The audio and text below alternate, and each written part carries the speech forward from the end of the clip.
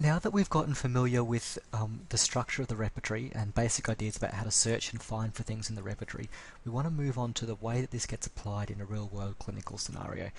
So we're going to start now with just drawing a bit of attention to the process of rubric selection, or the way we go through and take someone's case and look at out of a case what's going to be important, and out of what's important, how do we actually find rubrics that we're going to use in the repertory for this particular client. What we're trying to do here is build on what you've learned in previous sessions in terms of understanding a case, recognizing what symptoms are important, finding where a symptom is located in the repertory, actually how you pull that together now and how we move this in the direction of choosing a medicine for a client using the process of repertorization. So it's important to remember is when a practitioner is using a repertory, then there's actually a bunch of reasons that we do this, but really what it's about, it's helping us focus our attention on what's happening in the patient and then sorting out our priorities in medicine selection. So this is really a process that we go through that's a very practical process. A lot of times when you look at the homeopathic repertorization, often we think this is quite this kind of philosophical idea. It's attached to this homeopathic philosophy about the way that we should individualize for our clients and select the the specific similar medicine and all this kind of stuff. But actually, once you sit down and look at it, it's a really practical process. So many of the steps that we take in homeopathic case analysis and in repertorization in particular are in a way very mathematical. It's about what is going to give us the best and fastest way of accessing a medicine that's going to be useful for our client. So there's actually a lot of the purpose of this. Of course, our purpose, as always, is to find a useful medicine for our client. But a significant part of the way that we do this is actually about making this easier and simpler and more effective for the practitioner as well. So this process of doing an analysis, it involves drawing up your hierarchy of symptoms, so, going through your case and the symptoms of your client and going what's important here and what's the kind of order of importance here. And so we start then with the most characteristic symptoms and say what are the very most important things, and then work our way down to the more generic or the therapeutic kind of rubrics, so common sort of symptoms. So if you look at something like a Kentian hierarchy, he gives a particular structured order that we put our symptoms in for that purpose. The general idea, there's lots of different approaches to prioritizing symptoms in homeopathy, but really what they're all saying in common, they're just different methods of doing the same thing, of saying I'm going to take my symptoms of the client and put them in a hierarchy that puts the most important for characterizing purposes, or the most peculiar, queer, rare, striking symptoms towards the top of my list, and the least important, the most common, the most generic, the least differentiating for the purposes of picking a medicine symptoms down towards the bottom, so that the practitioner then spends their time paying the most attention to the stuff that's going to be most useful for them. So let's look at that in a case scenario. So this is a case of a 7-year-old girl, Rebecca, who's been diagnosed with influenza. Right? So it's an acute kind of situation. She says she's quite weak, she's tired. Her father describes the fever symptoms as occurring primarily at night time, particularly once she gets into bed in the evening. Her temperature increases at the time, up to 38 degrees Celsius. During the fever, she becomes more thirsty, she's wanting large drinks of water. She also seems frightened during the flushes of fever. She hears a noise outside the window, something that's different than usual. She has quite a fearful reaction to that. Her nose is runny and her throat seems painful. So this is a pretty decent example of the typical kind of symptoms you might get with a 7-year-old child with an acute viral infection. Kind of a mix of different types of symptoms, different stuff that's going on. So then the job of the practitioner is to go through here and identify, well, out of all this information that I've got in my consultation, what's the stuff that's going to be useful for me? So we think, what is it that's characteristic? And for me, looking at this particular case, and I should add in again, just I've said it before, but I'll say it again. What's characteristic? There's not like a list of this symptom is always characteristic, this symptom is not. It's about, in this particular case example, the situations for this particular client, what's characteristic or not in comparison to other people in the same situation. So some kinds of symptoms might be characteristic in one person in their particular situation, their particular condition, but not in another person in their situation, their condition. So there's shades of grey here. So I'm going to give you the way that I would analyse this case, which I think most practitioners would agree on. But you may, just because I say a symptom in this case is characteristic doesn't mean it always would be in someone else. Anyway, I'm ranting. Let's carry on. So out of these, if we go through one by one, 7-year-old, obviously it's not characteristic that someone's 7-year-old. A very large percentage of the population is 7-year-old. Also a very large percentage of female, large percentage Rebecca. This is information, but this is not symptoms that we would use for prescribing. There are some medicines in homeopathy certainly that have reputations for being of more use in young girls, for example. So in a way, this actually could be a symptom in some situations, but that would be more typical in chronic cases, and even in chronic cases actually not that important. So that stuff's not characteristic. The fact that she's diagnosed with influenza, again, is not characteristic for us. It doesn't actually tell us anything about which of the medicines that we use that might be useful for her, because an extremely large number of medicines in amateur medica could be useful for acute viral infections like influenza. She's quite weak and tired, so that's not characteristic for someone with influenza. Feeling weak and tired is a pretty generic common symptom everyone's going to have, so it doesn't help us choose between medicines, so we don't pay attention to it at the moment. Her father describes the fever symptoms as occurring primarily at night time, and particularly once she gets into bed in the evening. Right? So that's characteristic. The fact that she has fever, flushes of heat during influenza is not characteristic by itself. Just the fact that she has fever doesn't help us with anything. But that the fever specifically occurs at night time, the fact that there's quite a pronounced time modality essentially here, that's quite specific, and even more specific that she notices it once she gets into bed in the evening. So that's more characteristic. I'd say those are things which characterize her fever, so I would pay more attention to those. Her fever increases at that time to 38 degrees Celsius, so that might be really important information from a case management perspective. That's important to know in terms of risk management. That's important to consider when we're thinking about referral. But 38 degrees isn't information which is characteristic or useful in choosing a medicine homeopathically. It's just a measurement of how sick someone is, not the quality of the sickness that they've got, largely. During the fever, she becomes more thirsty, wanting large drinks of water. So that could be characteristic. It's probably not the most useful symptom. A lot of people with fever are going to feel more thirsty, but you also get a lot of other people who have got fever who feel thirstless and they don't want anything to drink during a fever. So I would still use that as a symptom. That's probably out of all of these the one that's the most grey, because it could kind of go a bit either way there. But I would focus on that as important, because I know one of the key differentials in a lot of the most commonly used fever medicines is thirst or thirstless. That's useful characterizing information to choose between different groups of medicines.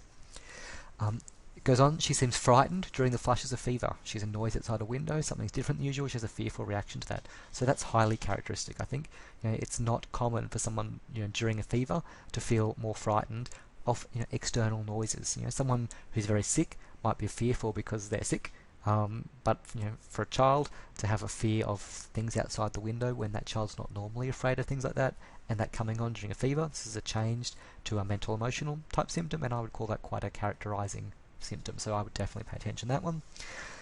And last things, her nose is running, her throat seems painful. Again, they're not useful symptoms for us. If we could find more information, we could apply our location, sensation, modalities, concomitants questioning approach to get more information about what kind of runny nose, what kind of painful throat.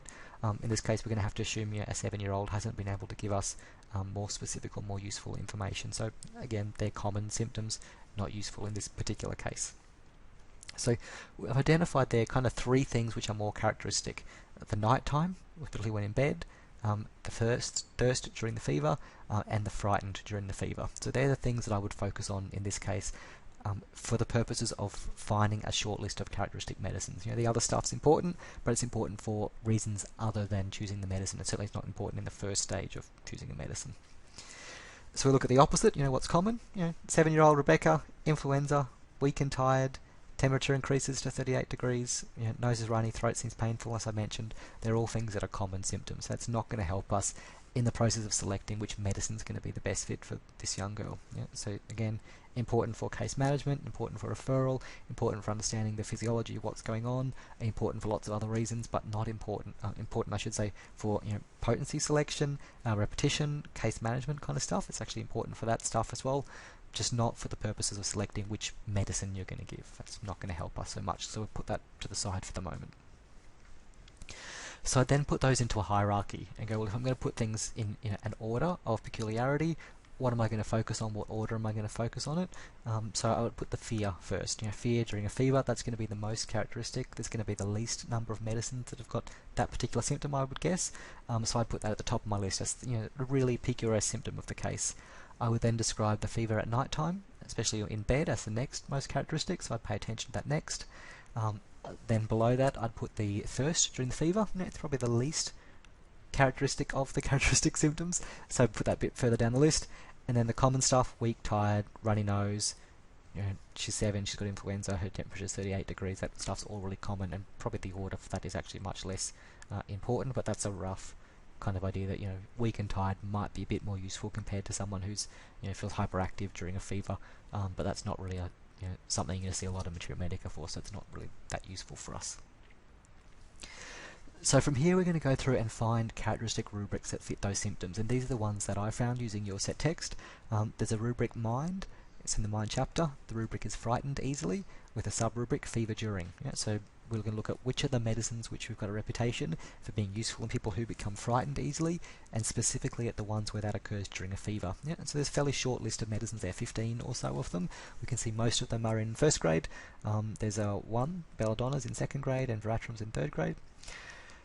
Fever in the evening, bed aggravates in. So this is the fever chapter. They're saying the fever occurs in the evening and aggravates when in bed. So this is where we can say this is people who've got a fever when they get into bed at night time. It's all those different bits of information all together in one symptom. Again, it's a fairly small list of medicines here, 14 or so of them. Most of them in first grade. Aconite there is in second grade. And the third rubric I'd look at here is in the stomach chapter. This is where a lot of our appetite kind of symptoms are. In this case, it's a thirst symptom. So in the stomach chapter, there's a section about thirst, and its sub-rubric is at night, fever during. So they get fever at night time and they get thirsty with it. Kind of combines quite a few bits of our case here. Only 6 medicines in this particular symptom: aconite, ant crude, belladonna, bryonia, camellia, rustox. So actually that's kind of a bit surprising to me. I would have thought that would have been a bigger rubric than that. Probably by picking a rubric that's got both the thirst and the nighttime and the fever in combination, it's smaller.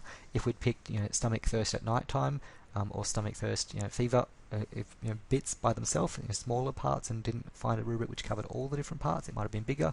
But there's a quite useful rubric here that covers all those bits, so that's kind of my first preference to look at as the most specific rubric. And this is a really important thing to bear in mind, is because you want to, when you're looking for rubrics, we kind of want to find ideally the rubric that exactly fits what's happening with our client. We can find similar rubrics. We can look for people who are more thirsty at night time, but that's not the same thing and not quite as accurate as thirsty at night time during a fever, which is actually the symptom our client's got. So often it's useful to look at multiple different places in the repertory and try to find the rubric that's really a specific match to what's happening with this client. We can pick second best option, because remember, this is the great thing about homeopathy, it is law of similars, not law of sames. So with the information in the repertory, it doesn't have to be exactly the same. It's just giving us a guide where to start looking when we try to match things, and the similarity really based on our Materia Medica. So we can pick a not quite as good rubric. Sometimes we might do that intentionally, especially if we want a nice broad net of medicines to kind of look at and collect. But ideally we want to pick the most specific rubric, and that's the most specific one.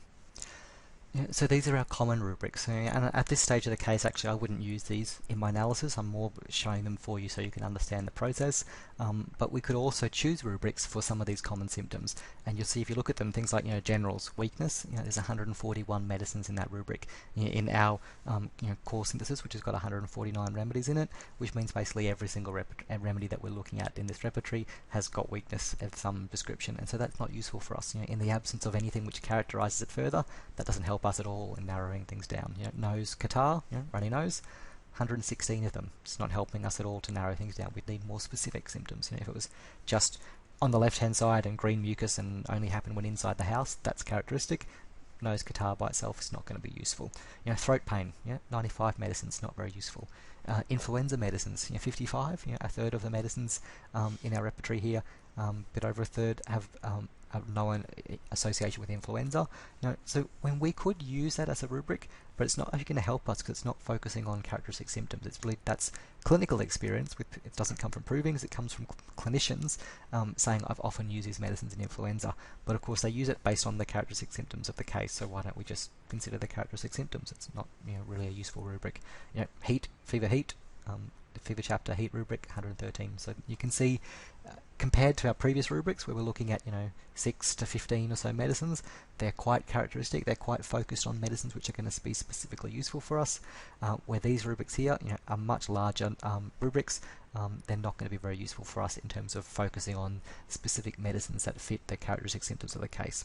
They might be useful for us later on. We might look at them later on, but if we include them in the first stage of our analysis, it just means you're going to have to go read the Materia Medica for at least 140 medicines, which defeats the entire purpose of repertorization. You wouldn't do a repertorization. You just go, if you're going to go read every single medicine in the Materia Medica.